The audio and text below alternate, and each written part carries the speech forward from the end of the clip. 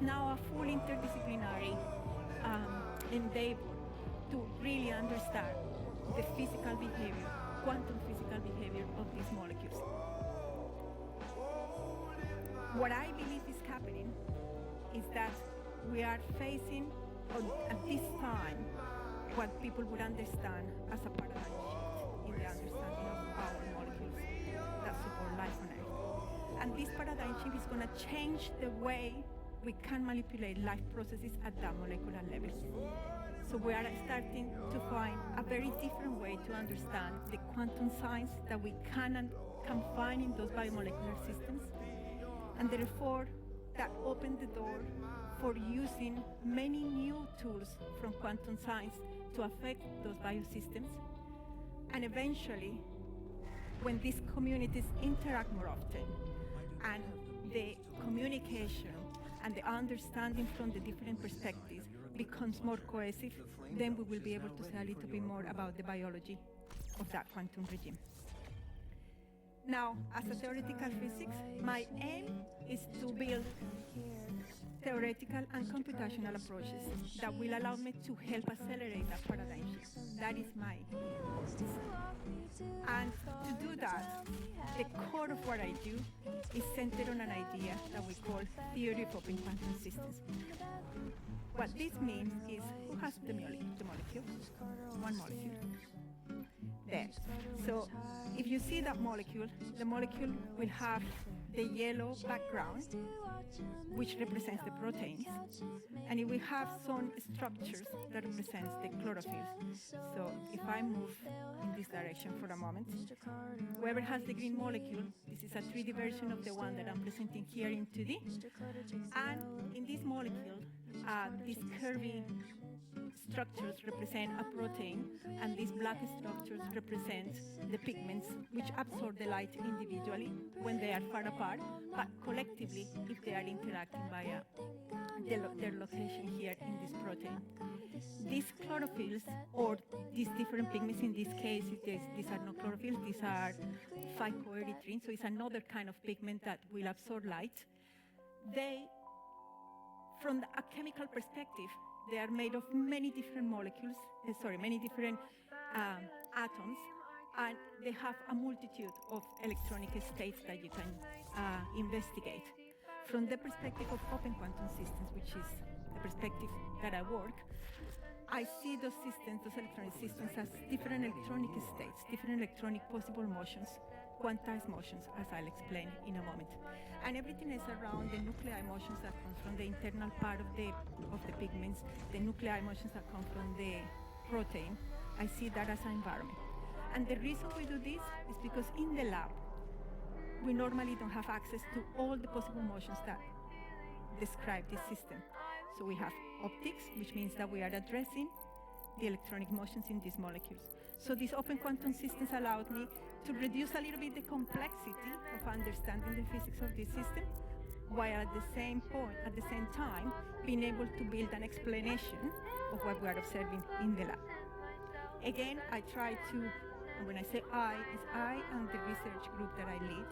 We try to integrate different methodologies from all these different disciplines to build a cohesive theoretical framework to understand this quantum behavior, to predict that what you might observe in particular experiments, and to be able to advance this understanding. Now, let's go to the meat of the problem.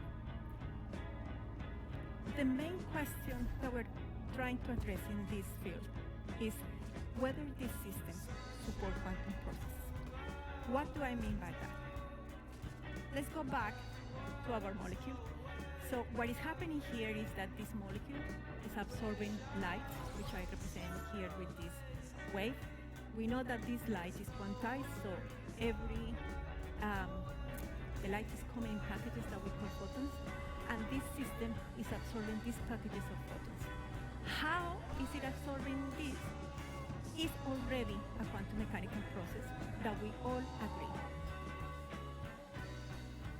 When this light is absorbed, what is being affected by the absorption of this photon is the electronic motions of these chromophores or pigments. I will use different names as they are known in the literature. Now, what is the change of these electronic motions as these photons are absorbed? That is what is explained by quantum mechanics. Just to give you an insight, a picture of the quantum mechanical processes, I'm going to make an analogy with classics, although we know quantum and classics do not necessarily have a direct correspondence. But the closest concept to understand what is happening with these chromophores is the interference that you see when you put two stones in a very calm lake. You put two stones in a calm lake, you form waves that propagate. And if these waves interfere, you will see some regions where you have black, some regions where you don't have. And what this represents is you have different motions of the matter here. Now, at the molecular level, before I go into that, the way we describe this is a superposition of the possible motions that come from the wave on the right and the possible motions that come from the wave of the left. At the quantum level, something similar can be used to describe what is happening there. But we don't have waves really there as what we have in the water. The waves that we have there is more about the probabilities of how we will affect the system and the motions that it will have. Now, I'm going to enter a little bit of the math, but don't worry, it's not a lot, but it will give you the main insight that then will allow us to understand what is happening in nature. If you imagine that now that molecule that is moving around is reduced to only two of those pigments bound to the protein. The different colors of these pigments means different light that they can individually absorb. And this on the left represents that if it hasn't absorbed, it's just in the ground state, and if it has absorbed this pigment, then it will be excited, and I'm going to call this 1. And on the right, it represents the green pigment. If it hasn't absorbed light, it's on the ground state, and if it has absorbed, it's on the excited state, and I'm going to call this the 1 of the left. It happens that when these pigments are interacting, the light that they absorb is neither red nor green. They absorb light at different frequencies. And for me to understand what is the light that they will absorb, I will use that concept of interference of the different states. From a more physical perspective, what is happening here is that there is a probability that when a photon is absorbed by this molecule, that this will be excited, but then because of interactions with the other pigment, it will get de-excited, but this one will get excited. Essentially, they are sharing the excitation, but the way they are sharing this excitation is similar to that interference pattern that we have. It's not just sharing by passing one another. I like tennis. I play tennis a lot. And if you want to imagine a little bit, if you play tennis, this sharing is as playing doubles.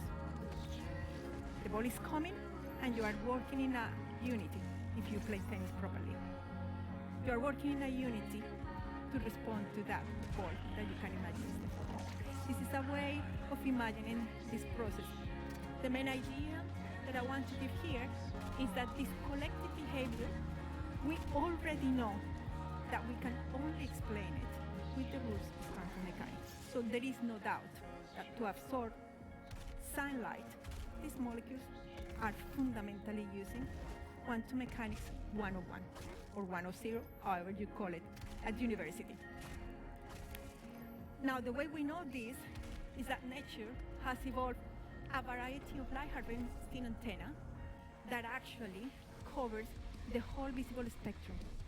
We have organisms absorbing near the infrared, which is the purple bacteria, the light harvesting 2 complex, which is the yellow molecule that you're passing around and that you will return to me at the end. And we have in the other extreme the cryptophyte algae, which is the green molecule that you are passing around as well. And while they absorb in very different frequencies, they have very different structures, the physical principles that govern that behavior are the same. So one of the main problems that we face here is that In order to understand this system from the theoretical perspective, we really need to be very accurate. It's not enough just to have an insight into how they should absorb. So part of the work that we've been doing, and many other groups around the world, is how to describe as accurate as possible these absorption properties of these molecules. In general, the whole spectroscopy. You know that feeling of having to rewash dishes that didn't get cleaned? I know. Platinum Plus is Cascade's best clean ever. With double the Dawn and double the scrubbers, it removes the toughest grease and residue for an irresistible clean and shine. Cascade Platinum Plus. Dare to dish differently. In my group, currently I have, sorry, I forgot here the name, but this is Charlie Nation, and this is Hallman Oscar Getson. These are two early career researchers working with me. And one of their main aims is that they wanted to be able to predict the absorption properties of these molecules with a very high level of accuracy. And what you can see here, T2 and T3, means two different approaches, two different levels within the same approach. And T3 is the level of more accuracy. So what this is illustrating is as we increase these levels, our accuracy in predicting this is the absorption for this light harvesting complex. The one in purple bacteria, the one that you have in your hands, is becoming better. So we're very happy about this because we now have a theoretical framework and a computational framework that allows us to predict with a pretty good accuracy the absorption properties of systems as large as that molecule. Now you will see, but it's just one molecule. This is not a large system. In reality, this is a system that has 27 chromophores. And if you were to compute the full dynamics in a computer, it will take many days to compute it accurately if you take into account every single atom and every single nuclei. So with the approach that we take, we're able to predict this with an accuracy that I will show you in a second why we need such an accuracy. Now what this represents as well is in that ring that you have, in that LH2 light harvesting antenna, it has two rings, it has two sets of chromophores or pigments. You have one band that is the red band and then one band that is the blue one. The red one here has the chromophores strongly packed. The blue one, the chromophores are far apart. What this is telling us is that individually each band will absorb differently. And this is what we predict in the theory and what it is observed in the experiment. The blue band absorbs around 800 nanometers, but as they become interacting even closer and closer, like in the red band, they absorb at around 850 nanometers. In nature, what happens with this system is that light will be absorbed first by the blue band, so the 800 nanometers, and then it will transfer energy from here to here. So physically, it will be from the blue band to the red band, and if you want to see it in this figure, energy will go from here to here. Now, this figure is also telling us another story, and is that as these pigments interact more strongly, then the frequency that they will absorb will move in that direction. Now, this is very important for one of the problems that we are trying to address from the theory viewpoint, and it's the following. In order to understand the molecular and the physics and the quantum physics behavior of these individual molecules, what we do in the lab, in the molecular system in the cell, they are on the membrane. But doing the experiments on the membrane are not as simple as we would like. So what experimental scientists do is that they work with these molecules. They have solutions of these molecules in which they have used detergents and many other chemicals to make sure that these molecules are isolated from the membrane, and then in a solution they are separated, so you have individual membranes. And this has given great insight into the physics of this molecule. But one of the things that I kept wondering for many years, I've been studying this problem for about 15 years. And just one parenthesis, I remember having a conversation with a colleague many years ago. He had spent about 20 years understanding one particular problem. And I was at the time a grad student. And I told this colleague of mine, don't understand how you can be 20 years stuck with the same problem. At the time, I was a PhD student and I was just thirsty for knowledge, so I just wanted to learn so many things. But now, I fully understand this colleague because I fell in love with the physics and with the understanding of these molecules. I close the parenthesis. So, one of the main problems that have been in my mind, I thought, great, we can isolate these molecules and we can have solutions of hundreds and thousands of these molecules. But these are not how the molecules are in the biological system. Are we changing anything when we isolate them, when we take them outside from the cell? And if we do, if we're changing anything, what exactly is that we're changing?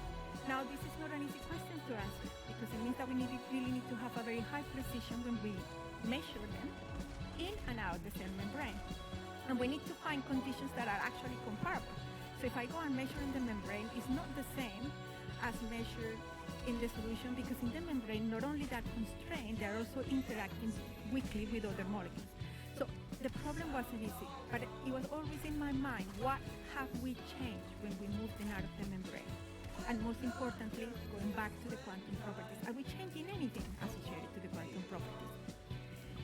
So this question was in my mind when I had my first PhD student, but we couldn't address the question that was around 2008.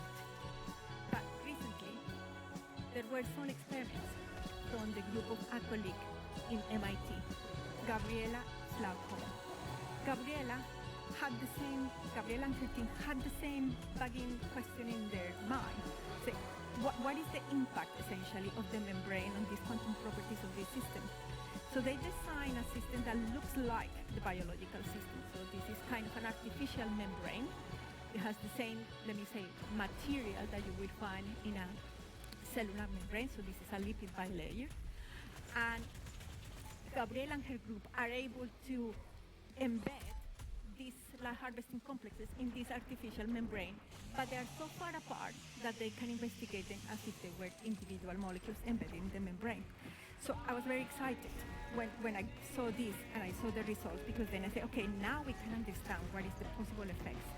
Gabriela was predicting that when you take this molecule out of the membrane and when we investigate them on the detergent, on the solution, yes, we get some insight into the quantum properties of these molecules, we get some benchmark of what is happening there, but when we take them out, we make some modifications that actually change in about 30% the energy transfer within the molecule. And 30% doesn't seem just a little thing. 30% is significant change. So I was really, okay, I really have to explain what is happening here.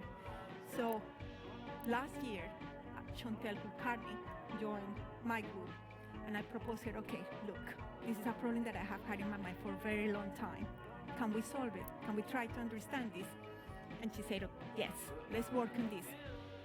And I was very excited because the things that I presented to you are results that we obtained 2 days ago. So you are the first ones to read about it, apart from my collaborators. So this is very exciting because this is the following. So what you see here on the left are the experimental results from Gabriela. The green and the gray curves represent, the green is when they measure the absorption of these molecules on the artificial membrane, and the gray one when they measure it in a solution of isolated proteins in detergent, in water, in a solution that is going to do the experiments. Now, some of you would say, well, they're very similar, like nearly the same, so you only have a little bit of a difference here and a little bit of a difference here. Well, it happens that it is consistent that you will see a shift in the absorption towards the right, so towards longer wavelengths, from going from the membrane to the disk. From one perspective, you would think that this change, which is just a few nanometers, about 4 nanometers, 5 nanometers in other systems, is very small. You might think, oh, this might be within the error of the experiment. No? So then, maybe that's not a real difference. Well, these results are reproducible, which means other labs can go and measure the same, and then we'll come up with the same conclusion. There is a shift in the absorption of these molecules.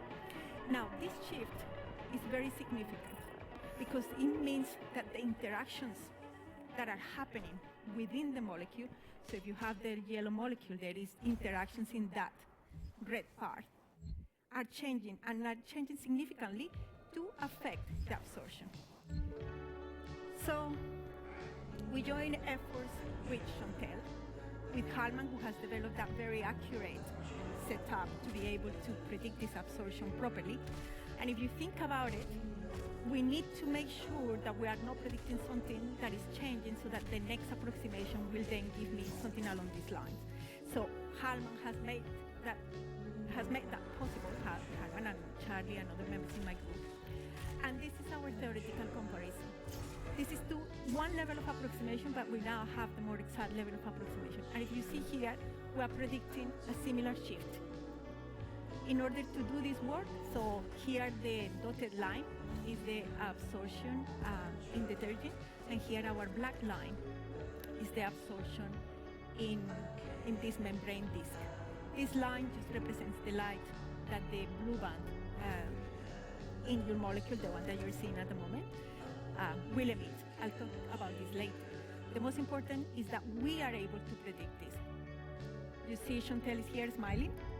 Well, that was the smile when we talked a couple of weeks ago when we first saw this. But I'll show you something more. She was even more smiley last week. Why?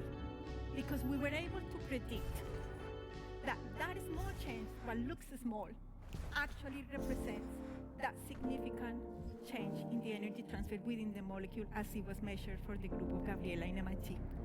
So she was able to demonstrate by doing these accurate computations that energy transfer from the blue band to the red band was being increased by 30% when it is on the membrane. So it was decreased when we put it on the detergent.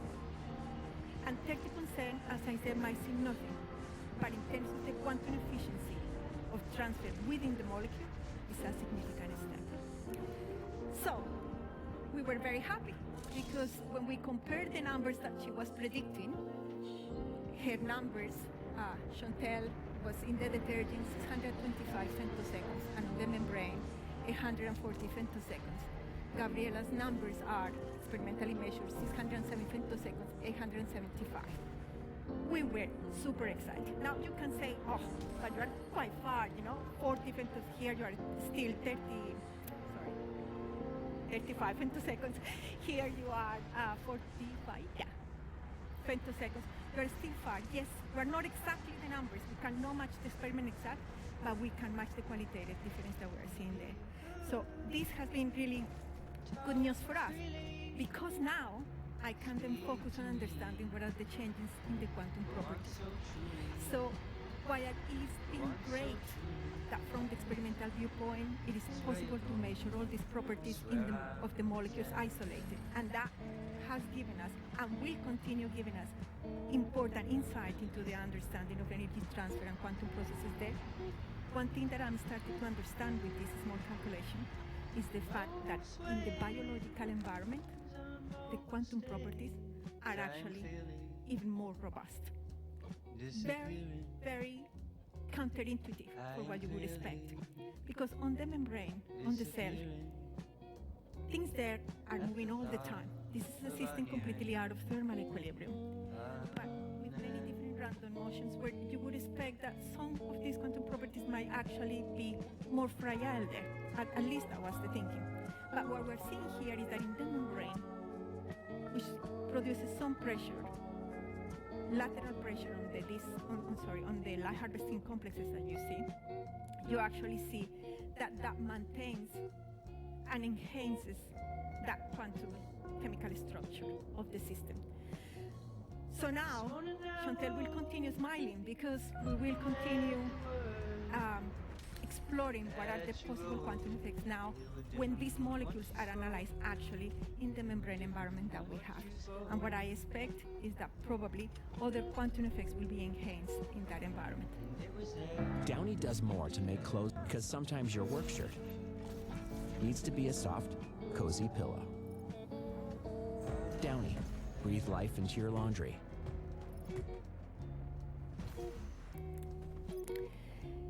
Now, I'd like to move on to something a little bit more controversial. So what I have told you so far, if you were to talk to other scientists from other disciplines, from physical chemistry, other colleagues in California, Greg Engel in the United States, Greg Scholes, Graham Fleming, well, so many people all over the world investigating, we will all agree. We will say yes. So we understand that as far as absorption processes are, quantum mechanics and emission processes, quantum mechanics determines. So we have no problem there. But now we enter into a very difficult terrain here. And it's the terrain in which we are going to investigate whether there are other quantum processes, more dynamical, that actually happen on this molecule. That is where some disagreement still exists, when the issue is not settled. And I'm hoping, or is my aim, that the work we're doing at the moment and the interactions we have with this experimental group in Glasgow will help us advance our understanding in that direction. Now, one thing again that we will agree is that whatever is happening in these molecules is helping us to rethink the way electronic motions and vibrational motions cooperate to transfer energy. So at this very molecular level, you can imagine this as a sea of an electronic cloud. The government, they are still of sentinel blood.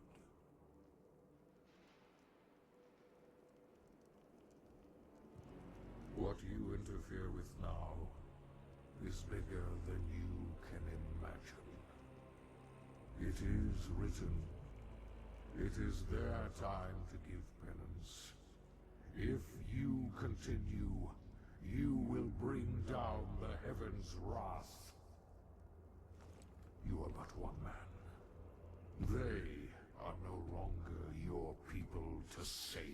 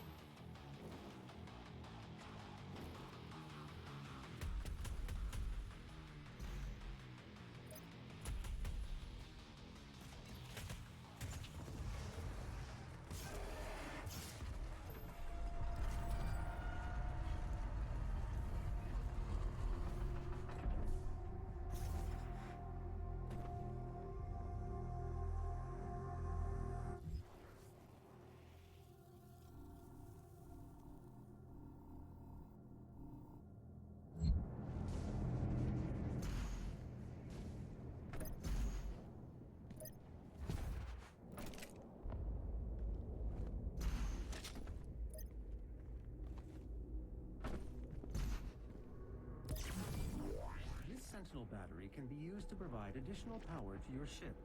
Several modules remain unused. Finding more batteries will enable you to utilize the full functions of your command station.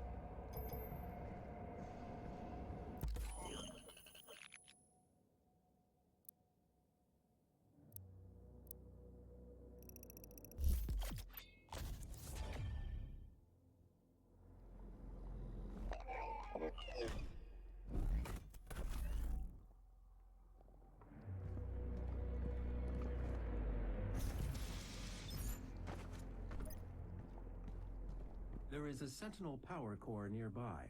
You can use it to activate the mech and clear a path forward.